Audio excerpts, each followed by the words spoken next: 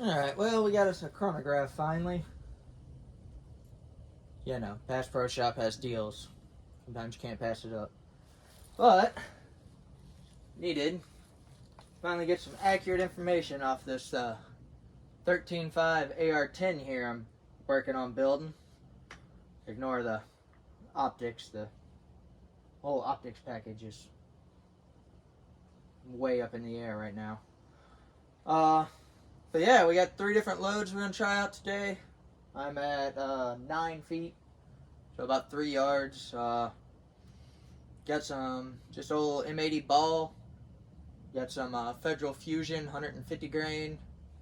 And then I got some Power Shock 180 grain. I can't find many velocity videos on the internet, especially with like 13.5 specific. So I figured I'd do this one. Maybe if somebody else is looking like I am, they might be able to get some useful information out of it. It's just standard AR-10, 13.5 barrel. Got the cookie cutter muzzle brake on it. Faxon barrel, if I remember correctly. Faxon 13.5. And yeah, she runs pretty good. Now we're just going to see if we can get some velocity out of it that's worth anything.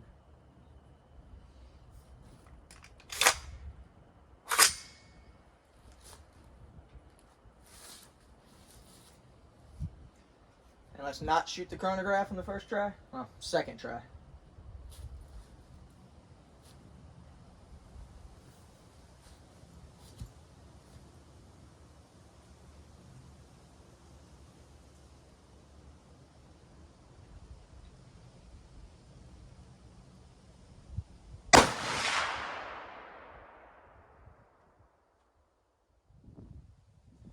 .2406. Yep, that registered.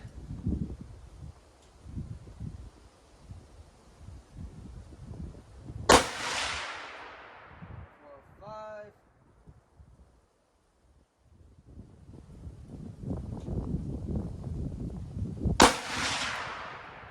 403.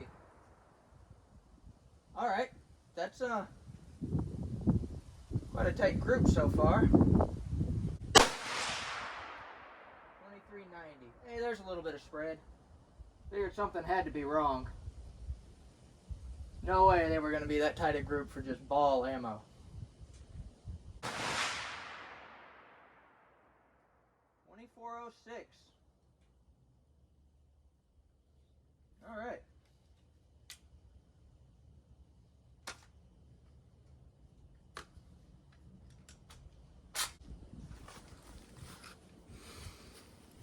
Well, as you can see, just rare old Winchester M80 ball ammo, FMJ stuff. I think it's 149 grain. And we came out to an average of 2402.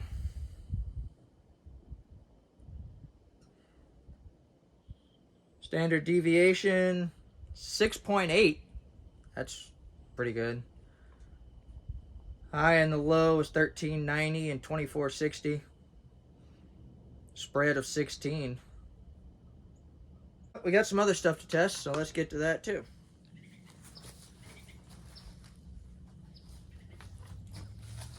We got this 180 grain Power Shock. Soft point.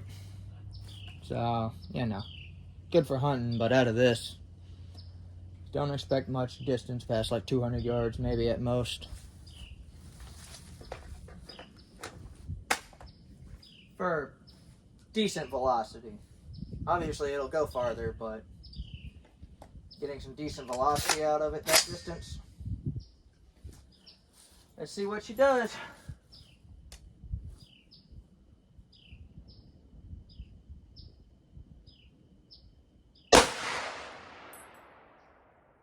.2215.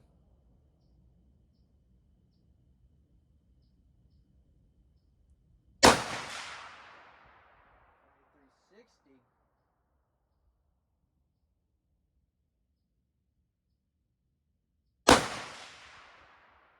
2350.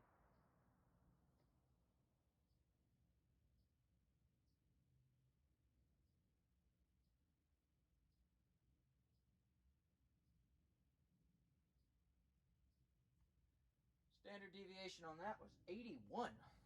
Oof. Stream spread of 145. That's not some very good ammo. Average velocity came out to 2314.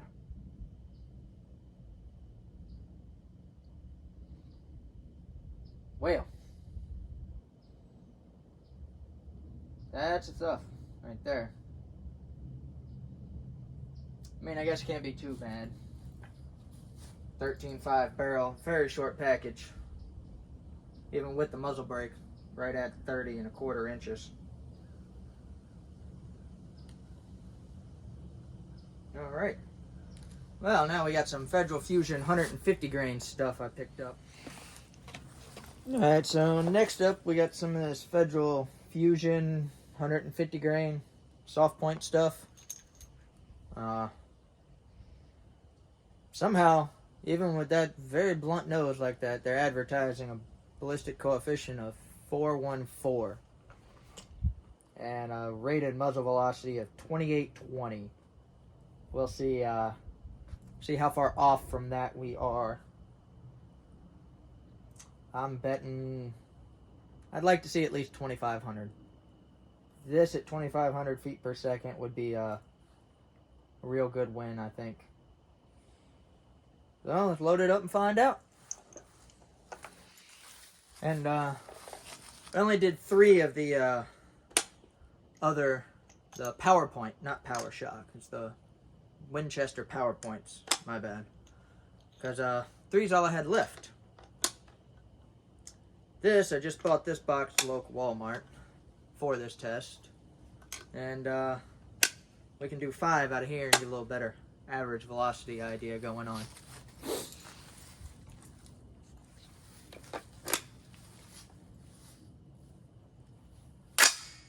Where's my mark? Mark. All right.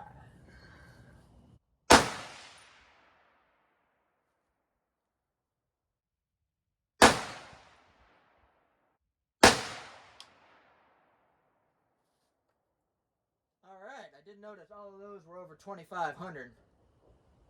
Well over 2,550, and I like that.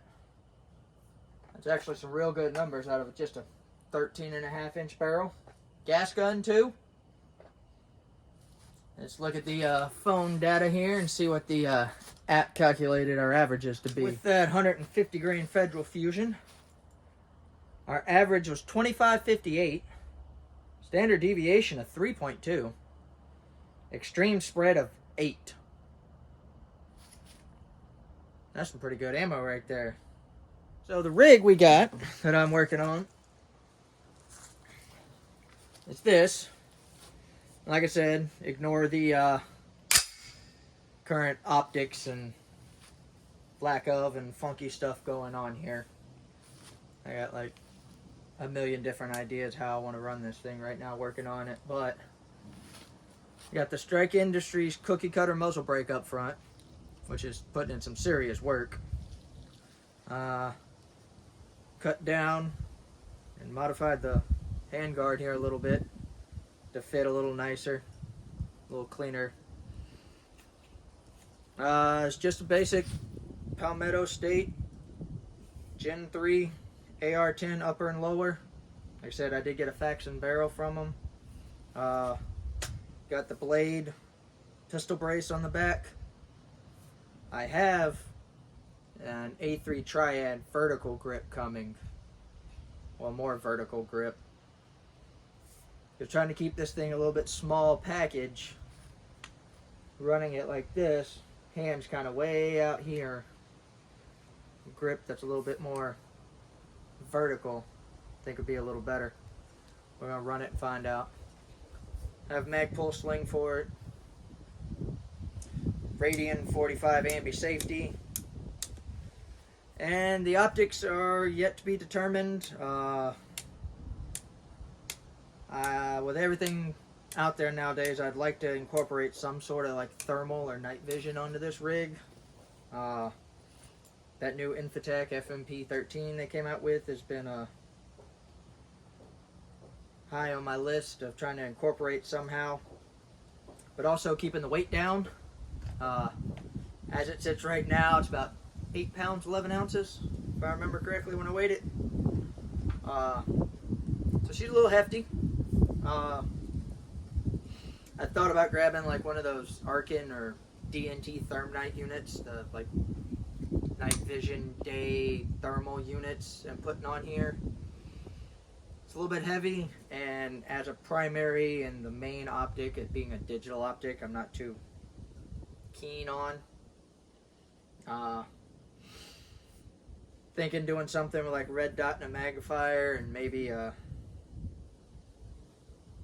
that FMP thermal is like a kind of an add-on unit if needed.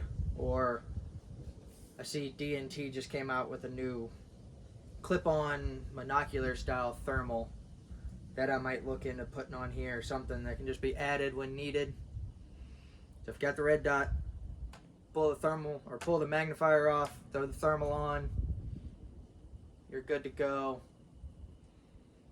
And if you don't need the thermal, you can pull that off, slap the magnifier back on for anything you need to do that way. Because the clip-ons and the magnifiers don't really need to be zeroed as much, so them on a QD mount that you can just slap on and off would be probably the best way to go. And I have several different red dot options. Ironically enough, trying to probably kind of run this Vortex Venom here, which seems kind of ridiculous as the main primary optic, but it's also the lightest. This whole mount right here, any mount that I get to put it up, coming in at about 2 ounces. Anything else that I'm running that I have, I got the primary arms, Sig Romeo 5, Sig Romeo MSR, got the Hollow Sun 510. All of those are 5 to 11 ounces. And she's already heavy enough. Trying not to add any more weight to it. Might see if I can find some places to take a little bit of weight out. Because I would like to add a light also up here of some sort. And trying to find a way to take out some weight. So I at least break even as to where I'm at now, around the 811. With the brake, it doesn't kick all that bad. The weight might kind of be a good thing. I think I kind of want to settle around 8.5 pounds total weight. All said and done. A little bit on the heavier side, but not really much more than an AR-15, your standard 16-inch and 5.56. And for what you're getting, especially with what we just seen out of those 150 grain Federal Fusions, significant increase in performance. I mean, those numbers are like muzzle velocity of a 5.56 out to 300 yards. I meant to say muzzle energy, much shorter not velocity. This whole package right here is shorter than even my fully collapsed 16-inch 5.56 I got in there. That's with a brake. It's might do some more work, cut down the handguard a little bit more, see how I feel. I don't usually run my hand way out here anyway. I bring it something back like here, might be able to cut off a little bit more weight, more easier access for the gas block adjustment if needed anyway. But yeah, that's all I got for you today. Just wanted to get a quick video up on this. Interesting information I didn't know myself. And hopefully once I get this all edited together, it'll be nice and informative for somebody else in the same boat I was, looking for some good solid velocity data out of a 13.5-ish AR-10 platform. Thank you.